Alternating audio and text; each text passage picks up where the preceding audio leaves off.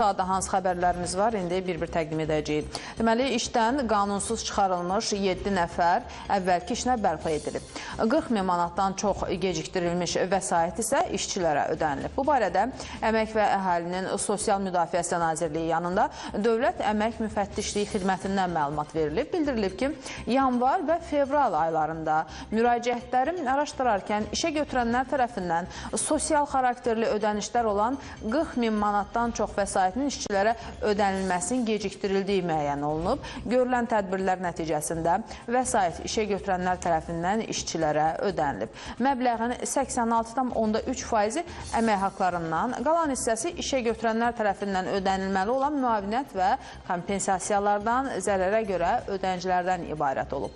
Və müraciətlərin araşdırılması zamanı 7 işçinin əmək müqavilələrinə qanunvericiliyin tələbləri pozulmaqla xitam verildiyi müəyyən edilib.